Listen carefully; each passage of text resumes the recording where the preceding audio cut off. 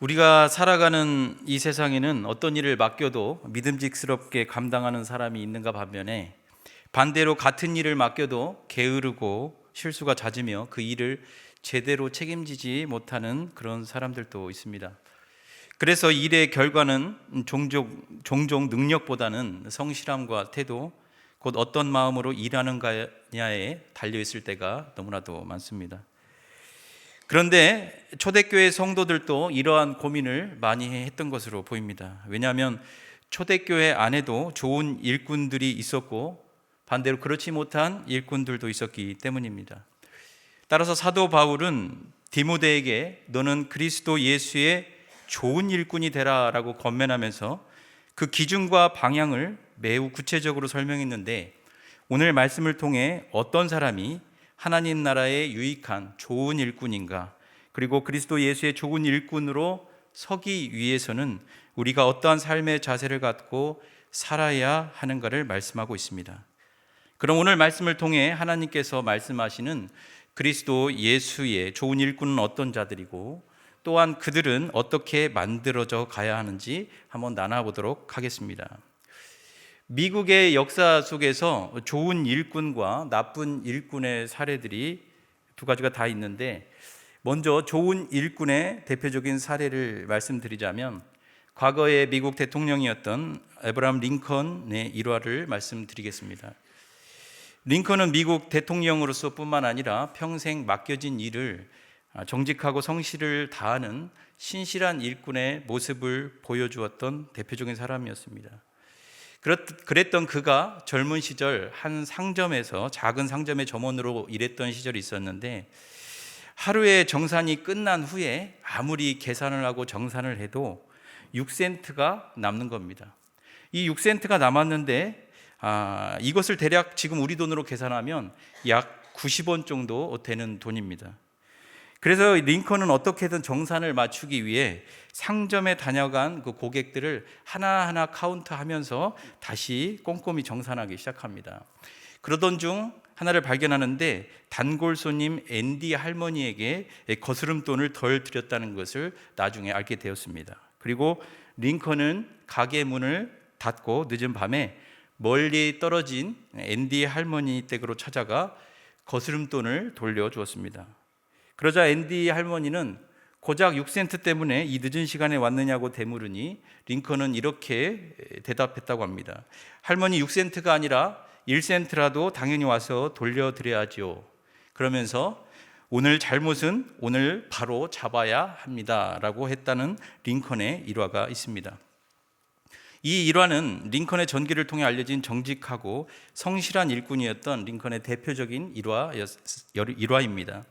이처럼 정직함, 책임감, 성실함을 갖춘 일꾼이야말로 좋은 일꾼의 기준이라고 할 수 있습니다. 반대로 나쁜 일꾼의 예도 미국에 있었습니다. 바로 1929년 미국의 경제 대공황을 촉발시킨 주가 조작 세력자들입니다.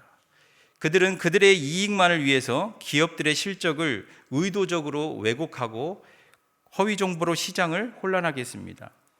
이후 거품으로 막 상승했던 그 주가는 갑자기 폭락하기 시작했고, 이후 은행들은 주식을 담보로 빌려준 이 담보금을 회수하지 못해서 하나 둘씩 파산하기 시작했습니다. 이후 은행들이 문을 닫자 기업들은 운영 자금을 조달하지 못하게 되었고, 기업들은 하나둘 공장 문을 닫으며 노동자들을 해고하기 시작했습니다. 그리고 일자리를 잃은 사람들은 집세를 내지 못해 거리로 쫓겨났고, 무료 급식소 앞에 굶주린 사람들이 줄이 점점 길어지기 시작했으며, 미국의 판자촌이라고 불리는 일명 후버빌이라는 곳이 도시 곳곳에 생기기 시작했습니다. 결국 주가 조작 세력들의 탐욕과 이 무책임이 결국 미국의 한 나라의 전체 경제를 흔들어 버렸던 것입니다. 다시 말해 이 사례는 개인의 이익을 위해 맡겨진 역할을 왜곡하는 사람이 얼마나 큰 피해를 야기할 수 있는지 확실히 보여주는 사례입니다. 그래서 이 두 사례는 우리에게 분명하게 말해줍니다. 한마디로 좋은 일꾼은 정직하고 성실하여 공동체를 살리며 유익을 주는 사람이고, 나쁜 일꾼은 오직 자신의 이익만을 생각하고 공동체에 대한 책임을 과감히 져버림으로써 공동체에 해악을 끼치며 많은 사람을 넘어뜨리는 사람입니다. 이처럼 좋은 일꾼은 어느 공동체에서나 바라고 원하며 어느 곳에서나 환영받는 귀한 사람들이지만 나쁜 일꾼은 그렇지 못한 것이 현실입니다. 마찬가지로 신앙 공동체인 우리 교회도 예외는 아닙니다. 왜냐하면 교회 또한 하나님의 영광과 하나님의 나라를 확장시키기 위해서는 좋은 일꾼이 절대적으로 필요한 생명 공동체이기 때문입니다. 그럼 교회에서의 이 좋은 일꾼은 어떻게 생기는 걸까요? 먼저는 하나님께 기도함으로 요청해서 오는 일꾼이 있습니다. 누가복음 10장 2절 말씀입니다. 이르시되 추수할 것은 많되 일꾼이 적으니 그러므로 추수하는 주인에게 청하여 추수할 일꾼들을 보내주소서 하라. 누가복음에 예수님께서는 70인의 세자를 세우시고 하나님의 복음을 전하기 위해 둘씩 전도를 하게 하셨습니다. 그러나 복음을 들어야 할 사람은 많은데 그 복음을 전해 주어야 할 사람은 너무도 적었습니다. 그래서 예수님은 추수의 주인이신 하나님께 요청하여 복음을 전할 일꾼을 보내달라는 기도를 하라고 제자들에게 가르쳐 주셨습니다. 이처럼 일꾼은 하나님께 요청하여 오는 일꾼이 있습니다. 두 번째로 만들어지는 일꾼이 있습니다. 이 만들어지는 일꾼은 교회에서 사랑받고 말씀으로 양육받고 성장하여 좋은 일꾼으로 만들어지는데 교회의 대부분 좋은 일꾼들이 이런 과정을 통해 만들어지는 일꾼이라 할 수 있겠습니다. 그럼 이 만들어지는 일꾼들, 다시 말해 그리스도 예수의 좋은 일꾼들은 어떻게 만들어지는지를 오늘 본문 말씀을 통해 알아보도록 하겠습니다. 오늘 말씀 디모데 전서가 쓰여진 배경은 이렇습니다. 사도 바울은 자신이 과거에 개척했던 에베소 교회에서 현재 지금 목회를 하고 있는 그의 영적 아들 디모데에게 속히 가기를 바라고 있었습니다. 그러나 말씀에 구체적으로 언급되지는 않았지만 바울의 형편이 넉넉지 않았던 걸로 보입니다. 즉 가고 싶은 마음은 굴뚝 같았으나 어떤 연유에서인지 갈 수 없어서 대신 이 서신서를 쓰게 됩니다. 사실 이 서신서를 쓰게 된 이유는 당시 디모데가 목회하고 있었던 에베소 교회가 적지 않은 어려움에 있었다는 소식을 들었기 때문입니다. 그중 대표적인 어려움이라고 한다면 교회 안에 수많은 거짓 교사들이 등장하여 거짓 가르침과 교훈으로 교회를 혼란스럽게 했습니다. 특별히 그 거짓 가르침의 사상들은 그 당시 영지주의 사상으로 사상이 대표적이었는데 이 영지주의 사상의 이 기본 개념은 영은 선하고 육은 악하다는 개념이 기본 개념이었습니다. 그런데 이 영지주의 사상은 금욕 생활을 강조하는 그 금욕주의부터 아무리 악한 죄를 지어도 괜찮다는 정반대의 방종주의까지 그 스펙트럼이 그 범위가 상당히 넓은 사상이라고 할 수 있습니다. 그런데 당시 에베소 교회의 배경은 오늘 본문 위에 4장 3절의 말씀에 혼인을 금하고 어떤 음식물을 먹지 말라는 거짓 가르침이 성행했던 것으로 보아 당시 에베소 교회는 영지적 요소를 가진 초기 금욕주의 이단 가르침이 교회를 어렵게 만든 것으로 볼 수 있겠습니다. 그래서 오늘 사도 바울은 이 디모데에게 어려움을 극복하는 그 대안으로서 경건에 이르도록 내 자신을 연단하라고 말씀합니다. 그럼 이 경건에 이르는 연단은 무엇인지 알아보도록 하겠습니다. 우리 8절 말씀을 다 함께 받으시겠습니다. 시작. 육체의 연단은 약간의 유익이 있으나 경건은 범사에 유익하니 금생과 내생의 약속이 있느니라. 아멘. 여기서 육체의 연단은 절제, 훈련, 반복, 자기 관리 등을 의미하는데 바울은 고대 운동선수를 바라보면서 이런 표현을 사용했던 것으로 보입니다. 오늘날 이런 고대 운동선수들의 운동의 맥을 지금도 이어오는 것이 있다면 바로 마라톤인데 오늘날 마라톤의 전설이라 불리는 케냐의 엘리우드 킵초게라는 사람의 이야기를 말씀드려 보겠습니다. 이 킵초게는 1984년생, 우리 나이로 현재 42살의 케냐의 마라톤 선수로서 세계 마라톤 역사에서 가장 위대한 선수로 꼽히며 비록 비공식 기록이었긴 했지만 2019년 오스트리아 빈에서 열린 대회에서 인류 최초로 1시간 59분 40초라는 기록으로 마라톤 2시간 벽을 깨는 대기록을 세웠습니다. 그리고 킵초게는 이런 말을 남겼다고 합니다. 나는 특별한 사람이 아니다. 단지 꾸준함의 결과로 이룬 것뿐이다. 그는 이렇게 말을 했는데 그런 그의 삶을 보면 다음 세 가지가 좀 특징적입니다.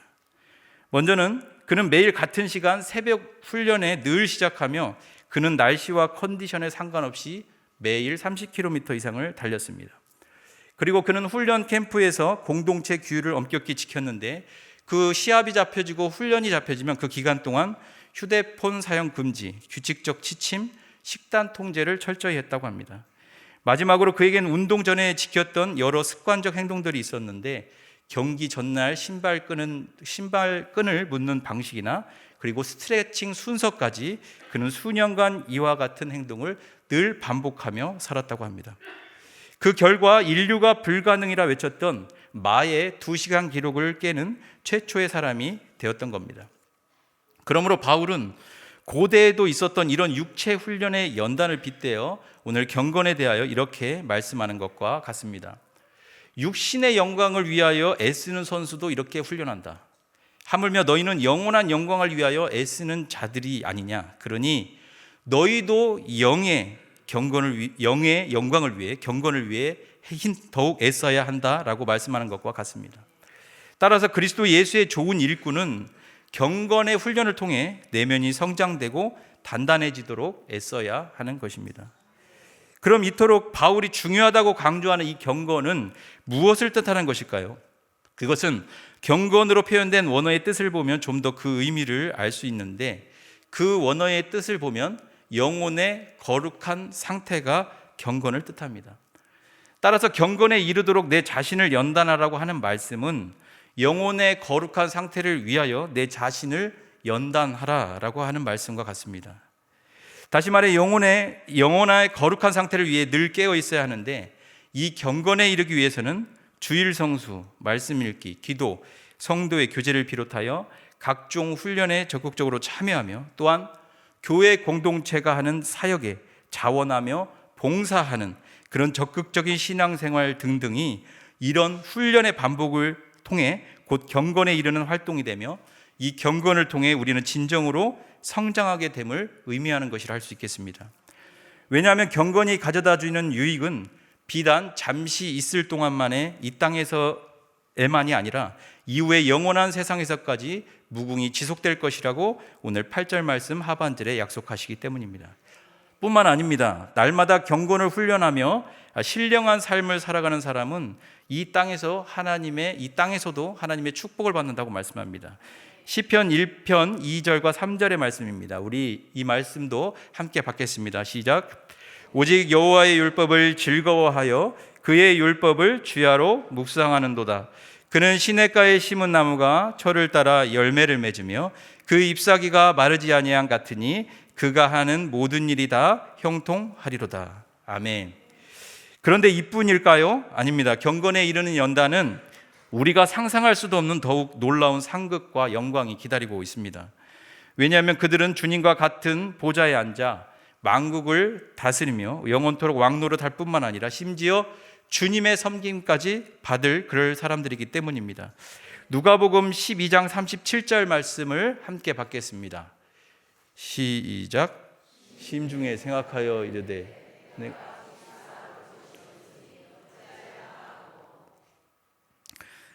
누가복음 12장 37절 말씀을 제가 다시 읽어드리겠습니다. 주인이 와서 깨어 있는 것을 보면 그 종들은 복이 있으리로다. 내가 진실로 너희에게 이르노니 주인이 띠를 띠고 그 종들을 자리에 앉히고 나와 수종들리라. 아멘. 이처럼 경건에 이르는 연단을 행한다는 것은 신앙적으로 깨어있다는 증거이며 이것은 우리에게 이 땅에서의 삶뿐 아니라 내세의 삶 또한 보장해주는 귀한 신앙의 원천이라 할 수 있습니다. 그러나 이 귀한 경건에도 주인은 필요합니다. 디모데후서 3장 5절 말씀입니다. 시작. 경건의 모양은 있으나 경건의 능력은 부인하니 이 같은 자들에게서 떠나라. 그러면 이런 사람들이 어떤 사람들입니까? 바로 예수님 시대 예수님이 가장 싫어하셨던 바리새인들과 서기관들 같은 종교 지도자들이었습니다. 왜냐하면 그들은 외식하는 자들이었기 때문입니다. 그들은 하나님보다 사람의 눈이 더 중요했기 때문에 경건의 모양만 있었지 경건의 능력은 없었던 대표적인 자들이었습니다. 따라서 우리가 경건을 추구하면서 동시에 주의해야 될 것은 무엇입니까? 즉 경건을 이루기 위해 우리가 하는 모든 예배와 행위와 봉사들이 자칫 경건의 모양만 흉내낼 수 있다는 말입니다. 그러므로 우리들의 경건이 자칫 경건의 모양, 경건의 흉내만이 되지 않도록 우리 중심에는 늘 하나님이 항상 기준이 될 수 있도록 성령님께 늘 도움을 청해야 합니다. 즉 우리들의 예배, 말씀 읽기, 기도, 성도의 교제를 비롯한 각종 훈련과 봉사, 모든 교회의 모든 사역들이 참여하는 우리의 중심에 늘 하나님께 향할 수 있도록 성령님의 도움을 받아야 하는 것입니다. 또한 경건에 이른 연단은 그 마음의 영적인 것에 열정이 있어야 됩니다. 사실 세계 어느 나라를 둘러보아도 우리나라처럼 교육열이 높은 나라를 찾긴 드뭅니다. 그래서 우리나라는 소득 대비 교육비 지출이 높아서 가정 경제가 빈곤해지는 그런 가정을 일컫는 일명 에듀푸어 가정이 적잖이 있을 정도로 교육열에 대한 열의가 상당히 높습니다. 그래서 많은 학부모들이 초등학교 입학하기 전부터 영어 수학을 비롯한 각종 예체능 학원을 보내며 조기 교육이란 걸 시킵니다. 뿐만 아니라 중고등학교 때는 어떻습니까? 학교 공부로는 모자라기 때문에 학원과 과외 등 학업의 진전을 위해서라면 빚을 내서라도 아낌없는 투자를 하는 현실입니다. 그러나 아이러니하게도 현재 우리들과 우리 자녀들을 향한 신앙적 교육열은 어떻습니까? 사실 교육열이라는 단어를 쓰기도 부끄러울 만큼 신앙 교육에는 소홀하고 무관심한 것이 현실입니다. 그래서 적지 않은 청장년들은 주중 한두 번의 공예배로 만족해야 하고 다음 세대들은 교회 학교 한 번의 예배로 한 주를 보내는 것이 현실입니다. 그런 까닭에 이런 현실 속에서 오늘 말씀처럼 경건에 이르는 연단을 이루기란 쉽지 않습니다. 그래서 우리 교역자들도 우리 성도님들과 우리 자녀들의 이 경건 생활을 위해 어떤 도움을 드릴까 고민하며 늘 기도하고 있습니다. 바로 오늘 수료 예배를 드리는 문화학교와 바이블 칼리지가 그 도움 중에 하나라고 생각합니다. 간단히 소개해드리자면 문화학교는 경건에 이르기 위한 신앙적 조기 교육 중 하나라고 할 수 있습니다. 문화학교는 초등부 아이들을 대상으로 하는 프로그램으로 생태신학을 기반한 주제를 가지고 하나님이 창조하신 아름다운 세상을 소중히 여기고 아름답게 보존하며 하나님께 영광 돌리는 5주간의 프로그램이었습니다. 먼저는 하나님의 말씀으로 창조된 이 지구가 얼마나 소중하고 감사한지 성경을 통해 알아가는 시간을 갖고 밖으로 나아가 또한 하나님께서 창조하신 숲 체험을 통해 아름다운 세상을 몸으로 느끼며 나중에는 그 세상을 우리가 보존하기 위해 쓰레기도 줍고 환경을 아끼는 체험을 통해 단지 이론만이 아닌 실천도 병행하는 프로그램이었습니다. 이러한 방식은 오늘날 교육학에서 추천하는 체험 기반 교육이라는 효과적인 방법의 교육 방식이었습니다. 즉 우리 아이들에게 하나님의 사랑과 여러 추억들을 안겨주기 위해 나름대로 노력한 프로그램이었습니다. 다음으로 바이블 칼리지는 장년들을 대상으로 한 주제별 성경 공부로서 총 12주간 진행되는 경건에 이르기 위한 신앙적 과외 훈련이라고 할 수 있습니다. 다시 말해 하나님의 말씀을 바탕으로 그 말씀 속에 들어있는 깊이 있는 의미와 또한 내 삶에 적용되어지고 살아내야 하는 경건에 이르기 위한 신앙적인 과외 교육이라고 할 수 있습니다. 한마디로 오늘 문화학교와 바이블 칼리지를 비롯한 교회에서 행해지는 모든 교육 프로그램들은 하나님께서 기뻐하시는 그리스도 예수의 좋은 일꾼을 만드는 프로그램이라는 겁니다. 여러분 세월이 얼마나 빠릅니까? 그런데 이 빠른 세월 한번 가면 다시 오는 그런 겁니까? 아닙니다. 절대 다시 오지 않습니다. 때문에 우리는 세월을 아껴야 됩니다. 그리고 그 세월을 경건에 이르는 연단을 위해 투자해야 됩니다. 따라서 우리 교육자들은 우리 성도님들을 그리스도 예수의 좋은 일꾼으로 만들기 위해 고민하며 기도하며 애쓰고 있습니다. 그러므로 앞으로 기존 훈련 과정을 비롯한 새로운 훈련 과정이 만들어지고 시행되어질 때 우리 성도님들도 그리스도 예수의 좋은 일꾼이 되시는 것을 사모하시며 하나님께서 우리에게 주신 이 귀한 시간을 경건에 이르는 훈련에 적극적으로 참여하시길 권면드립니다. 그럼 왜 우리는 그리스도 예수의 좋은 일꾼이 되어야 합니까? 디모데전서 4장 16절 말씀이 그 최종 목적을 말씀해 줍니다. 우리 16절 말씀 다 함께 받겠습니다. 시작. 내가 내 자신과 가르침을 살펴 이 일을 계속하라. 이것을 행함으로 내 자신과 내게 듣는 자를 구원하리라. 즉 좋은 일꾼은 좋은 말씀으로 자신의 성숙을 통해 주변 사람까지 살립니다. 그리고 그 가르침은 듣는 자로 하여금 믿음을 자라게 합니다. 왜냐하면 오늘 바울이 말한 구원은 단지 우리 안에서만 끝나는 구원이 아니라 내 자신을 성숙시키고 그 성숙으로 말미암아 복음이 필요한 우리 주변의 영혼들에게 흘러가기 때문입니다. 다시 말해 우리의 가르침과 삶이 바를 때 우리의 선한 영향력은 어디론가 흘러가 열매를 맺는다는 것을 의미합니다.